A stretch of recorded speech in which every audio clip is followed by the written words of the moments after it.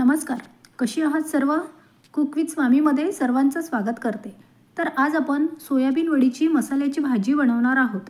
तर ही भाजी बऱ्याच लोकांना आवडते, तर बऱ्याच लोकांना आवडतही नाही. पण ही भाजी बनवताना काही टिप्स आणि ट्रिक्स जर यूज केल्या तर ही भाजी तुम्हालाही नक्की आवडेल. तर अशा पद्धतीने एकदा ही भाजी बनवून बघा आणि खाऊन बघा. तर रेसिपी आवडल्यास चॅनलला सबस्क्राईब करा. आणि आता सुरुवात करूया भाजी बनवायला. तर इथे काही मी सोयाबीनच्या वड्या घेतलेल्या आहे. तर या मिक्स वड्या आहे, काही बारीक आहेत आणि काही जाडसुद्धा आहेत. तर या सर्व वड्यांना आपल्याला 2 ते 3 मिनटं पाण्यामध्ये उकळी करून घ्यायचं आहे. तर अशा पद्धतीने मी सर्व वड्या उकळी करून घ्यायला ठेवल्या. वड्या गरम पाण्यामध्ये उकळवून घेतल्या की त्या वड्या खूप सॉफ्ट बनतात आणि भाजीसाठी अगदी रेडी होतात. तर इथे 2 ते 3 मिनिटांनंतर तुम्ही बघू शकता की वड्या आपल्या साईजने डबल व्हायला लागलेल्या आहेत. मी याला अजून 1 ते 2 मिनटं असंच उकळवत ठेवणार आहेत. तोपर्यंत आपण इकडे मसाल्यांची तयारी करून घेऊ. तर इथे मी एका भांड्यामध्ये थोडंसं थंड पाणी घेतलेलं आहे. तर आपल्याला या भांड्यामध्ये एक मोठा कांदा घेतला होता मी, तो असा थोडासा मध्यम आकाराचा कापून त्या पाण्यामध्ये टाकायचा आहे. त्याचनंतर टमाटरसुद्धा तसंच आपल्याला त्या पाण्यामध्ये टाकून घ्यायचं आहे. त्यानंतर आपल्याला 2 हिरवी मिरची मी इथे घेतलेली आहे, तीसुद्धा आपल्याला तशीच तोडून पाण्यात टाकून घ्यायची आहे. आणि तिथे मी नंतर 4 ते 5 कळ्या लसणाच्या सुद्धा घेतलेल्या आहे. तर आपण एरवी मसाला तेलामध्ये फ्राय करतो, पण आज आपण इथे मसाला तेलामध्ये फ्राय न करता या सर्व मसाल्यांना सुद्धा 3 ते 4 मिनटं गरम पाण्यामध्ये उकळी करून घेणार आहोत. तर कांदा, टोमॅटो, मिरची आणि लसूण मी इथे उकळी करून घ्यायला ठेवलेली आहे. इथे आपल्याला याला झाकून 3 ते 4 मिनटं छान उकळवून घ्यायचं आहे. तर अशा पद्धतीने झाकून ठेवलेलं आहे. त्यानंतर आपल्या सोयाबीनच्या वड्याही आता छान पाण्यात उकळलेल्या आहे आणि याचा फेसही निघायला सुरुवात झालेला आहे. तर आता आपण या ठिकाणी गॅस बंद करून याला थोडंसं थंड करून घेऊया.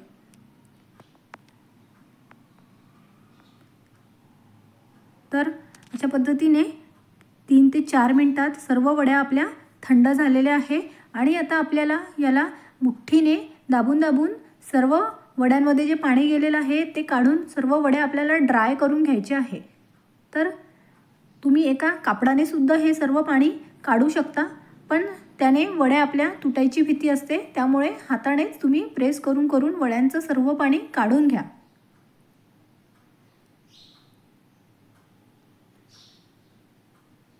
तर अशा पद्धतीने मी मुठ्ठीने सर्व वड्यांचं पाणी काढून घेतलेलं आहे.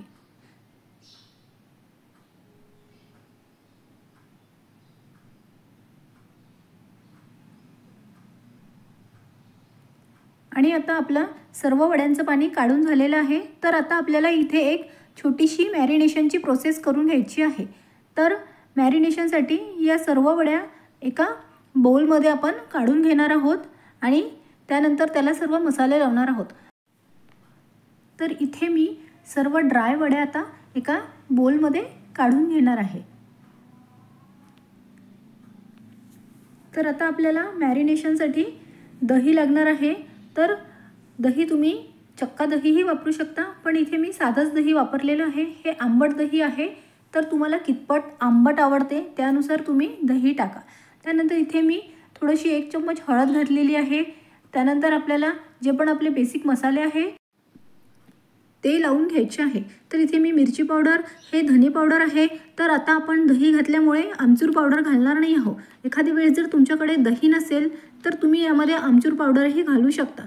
तर ही थोडीशी कस्तुरी मेथी आहे, हाताने थोडीशी क्रश करून इथे मी टाकलेली आहे.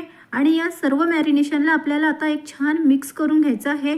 सर्व दही आणि मसाले वड्यांना छान कोट झाले पाहिजे आणि सर्व वड्या त्यामध्ये मिक्स झाल्या पाहिजे. अशा पद्धतीने सर्व चम्मचने किंवा तुम्ही हातानेही मिक्स करू शकता. तर अशा पद्धतीने सर्व मिक्स करून घ्या.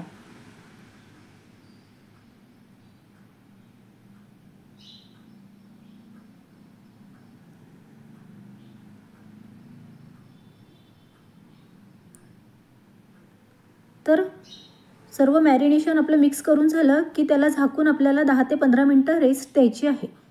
तर त्यानंतर आता आपण इथे जे कांदा, टोमॅटो हिरवी मिरची पाण्यात उकळायला ठेवली होती ते सुद्धा आता आपली छान उकळून झालेली आहे।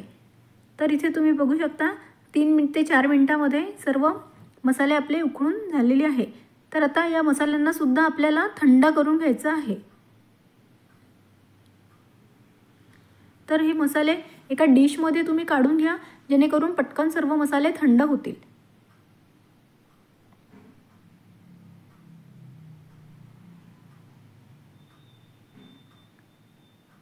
तर इथे आता आपले सर्व मसाले थंड झालेले आहे। आता आपल्याला याचं वाटण करून घ्यायचं आहे।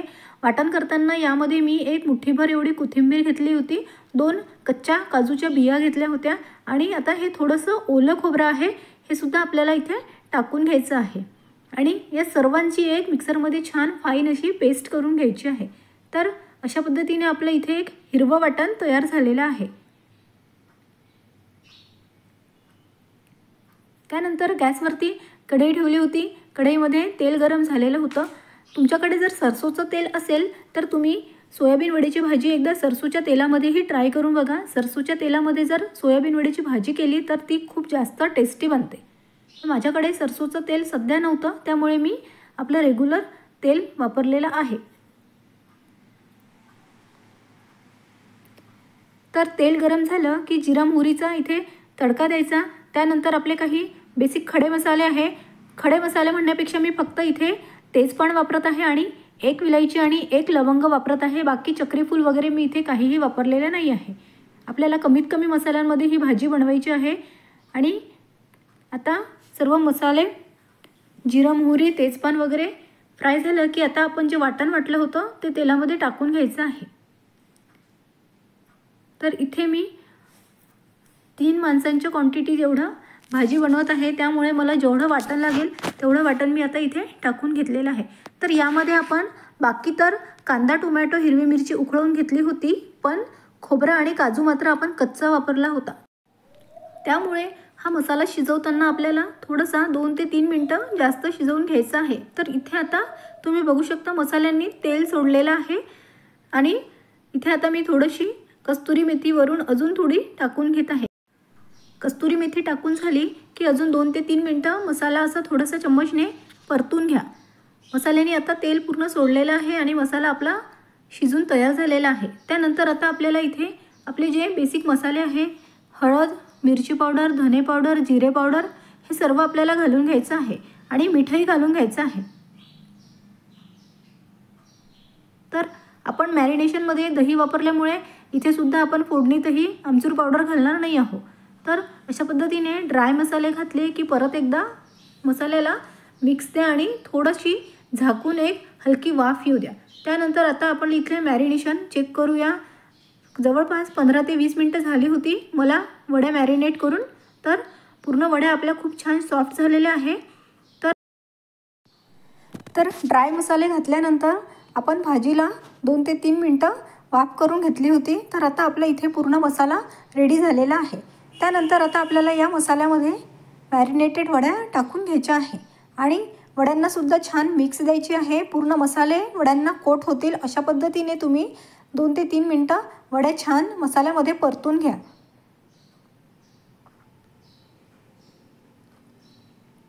तर इथे वड्या परतून झाल्या की याला सुद्धा आपल्याला झाकण झाकून 2 ते 3 मिनिटं वाफ काढून घ्यायची आहे। असं सर्व करताना गॅस मात्र तुम्ही कमी ठेवा, कारण पाणी अजून आपण भाजीमध्ये घातलेलं नाही आहे त्यामुळे भाजी खाली लागायची भीती असते। तर 2 ते 3 मिनिटांनंतर आता वड्याही आपल्या वाफ घेऊन झालेल्या आहे। तर हे मसाल्याच्या भांड्यातलं थोडंसं पाणी होतं ते आपल्याला आता इथे थोडं टाकून घ्यायचं आहे। तर इथे आपण ग्रेव्हीसाठी पाणी नाही घातलेलं आहे, फक्त हे थोडंसं वड्या खाली बुडाला लागू नये यासाठी आपण थोडंसं हलकं पाणी टाकून घेतलेलं आहे। आणि आता आपल्याला इथे याला सुद्धा परत झाकून वाफ द्यायची आहे। तर या ठिकाणी मी मोठं झाकण झाकलं होतं आणि झाकणीवरती आता आपल्याला वरून पाणी घालून घ्यायचं आहे जेणेकरून आपल्याला भाजीमध्ये गरम पाणी सोडता येईल आणि असं केल्याने भाजी तळायला लागणार नाही। त्यामुळे झाकणीवरती तुम्ही पाणी झाकून घ्या। तर 2 ते 3 मिनिटं झालेली आहे, पाणी आपलं गरम झालेलं आहे आणि भाजी आपली खाली बुडाला लागलेली पण नाही आहे आणि अशा पद्धतीने सर्व भाजींनी छान तेलही सोडलेलं आहे। तर आता इथे आपल्याला आपण जे झाकण झाकलं होतं त्यावरचं जे गरम पाणी आहे ते भाजीमध्ये सोडून घ्यायचं आहे। तर तुम्हाला कितपत ग्रेव्ही पाहिजे तेवढं तुम्ही पाणी भाजीला सोडून घ्या। तर आता आपण इथे ग्रेव्हीसाठी पाणी सोडत आहोत। तर तुम्ही जेवढा मसाला भाजीत घातला होता त्या हिशोबाने तुम्हाला ग्रेव्हीसाठी पाणी सोडायचं आहे। तर इथे मी 3 माणसांची भाजी करत आहे त्यामुळे मला एवढी ग्रेव्ही इनफ आहे। तुम्ही किती लोकांची भाजी बनवता त्यानुसार तुम्ही तुमच्या हिशोबाने ग्रेव्हीसाठी पाणी सोडा। आणि आता सर्व झालं की आपल्याला फायनली भाजीला 4 ते 5 मिनटं परत एकदा शिजवून घ्यायचं आहे आणि ग्रेव्ही उकळवून घ्यायची आहे। तर इथे भाजीला मस्त छान ग्रेव्ही उकळलेली आहे आणि थोडं घट्टही झालेली आहे। तर अशाच पद्धतीने आपल्याला भाजीची ग्रेव्ही घट्ट करून घ्यायची आहे। आणि तुम्ही बघू शकता वड्याही आपल्या छान शिजले गेले आहे। त्यानंतर इथे फायनल स्टेप म्हणजे बारीक चिरलेली कोथिंबीर टाकून घ्यायची आहे आणि इथे गॅस बंद केल्यानंतर भाजीला झाकून परत एकदा 2 ते 3 मिनिटं वाफ पकडू द्या आणि त्यानंतर आपली सोयाबीन वडीची भाजी इथे बनून रेडी झालेली आहे। तर तुम्ही बघू शकता आपण खूप कमी तेलाचा वापर केलेला आहे ही भाजी बनवताना आणि मसाले जे आपण वाटले होते ते तेलामध्ये फ्राय न करता पाण्यामध्ये उकळवलेले होते। तर भाजी आता मी एका बोलमध्ये काढून घेणार आहे। अशा पद्धतीने तुम्ही एकदा सोयाबीन वडीची भाजी बनवून बघा। ज्यांना आवडत नसेल त्यांनाही ही भाजी आवडायला लागेल। तर तुम्ही इथे बघू शकता खूप छान घट्ट ग्रेव्ही झालेली आहे। पाण्यामध्ये उकळून घेतलेल्या मसाल्यांची सुद्धा ग्रेव्ही खूप छान घट्ट होते आणि त्याला एक वेगळी चव येते।